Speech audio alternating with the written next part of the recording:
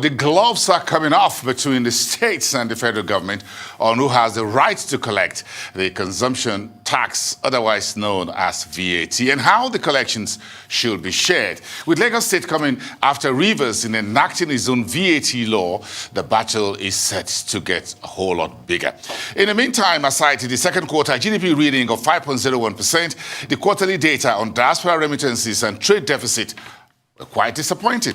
Bringing some perspectives into these headlines for us on the show tonight is Professor Kenneth Ife. He's a development economist and he joins me now from our Abuja studios. Good evening to you, Prof. The VAT story is the big elephant in the room, the very hot water. So let's leave that very quickly for later. Let's talk about the trade deficit, which continues to widen with our imports beating exports. Do you have any new idea? Has there any new thinking out there on how we can rebalance this trade imbalance?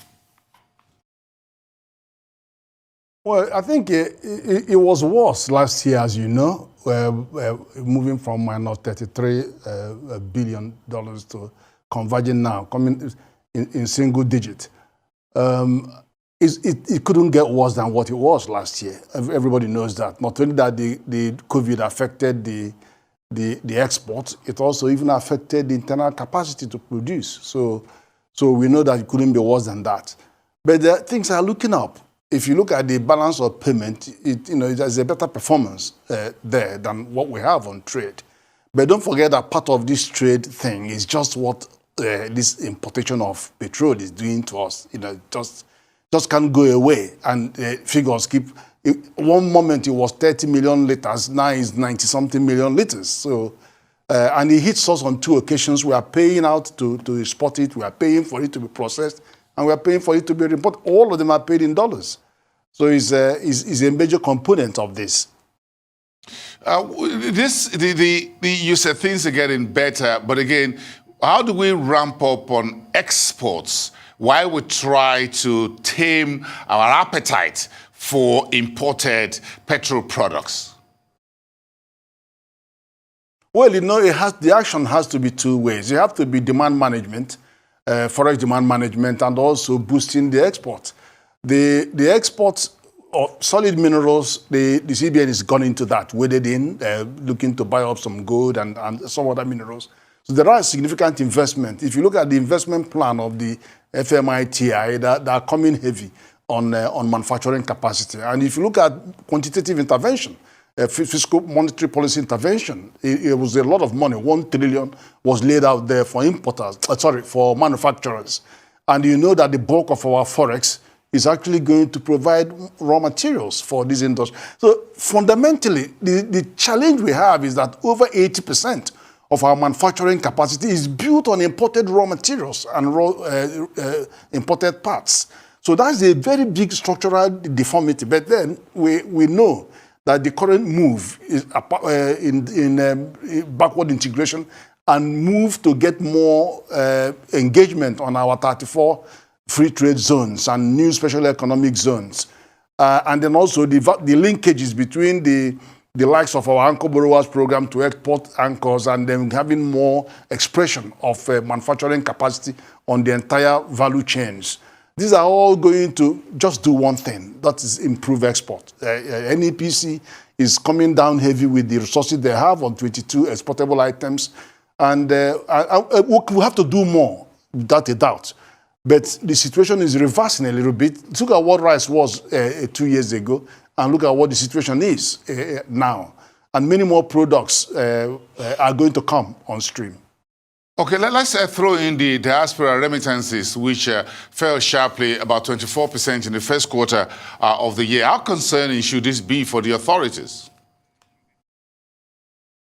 Well, that's very significant, actually, because if you remember this time last year, there was a heavy drop from over $5 billion a quarter to 3.3 billion for a quarter. And then that triggered a massive response from CBN when it was asking the IMTOs to pay the money direct into the accounts, or domiciliary accounts of the senders.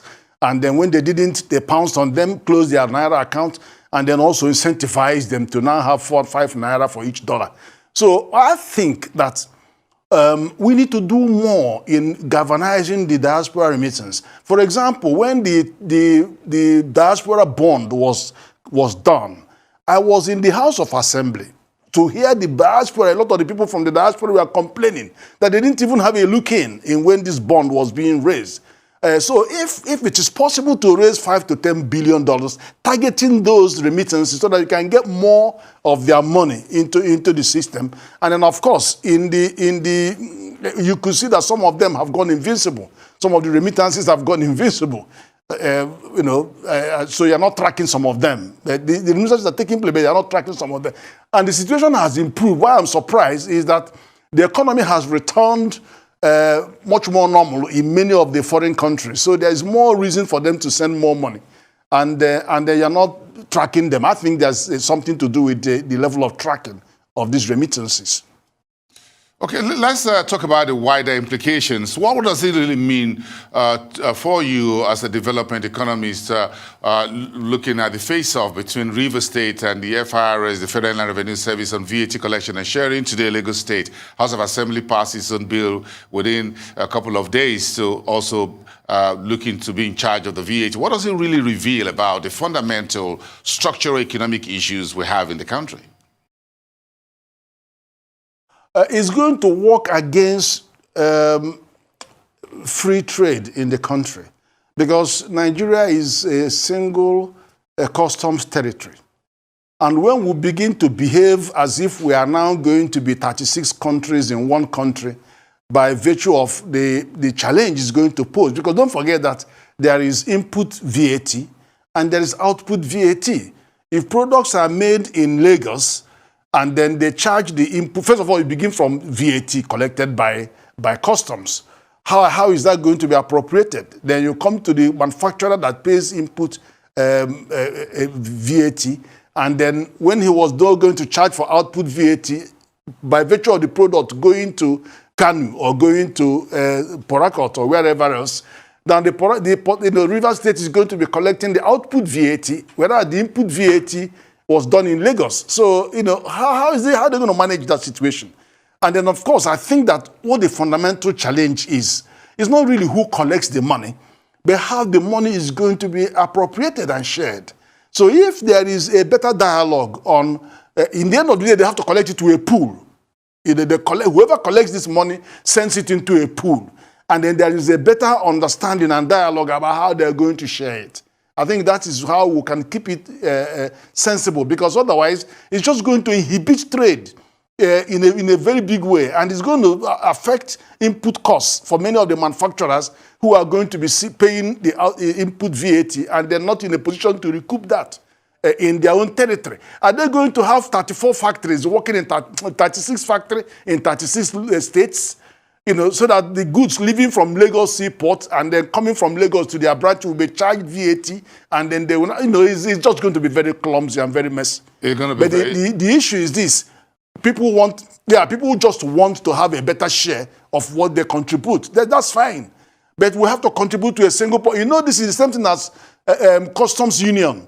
Like ECOWAS has implemented common external tariff. What is remaining is customs union, where all the territories, like in European Union, all the territories collect tax in their countries. They all come into a pool, and there is a formula for sharing those. And that formula recognizes the size of the various economies that input. So, that's how it works. And I think that should be the same case in VAT. And some states are just going to suffer because they wouldn't have either the VAT input or out. They'll have nothing.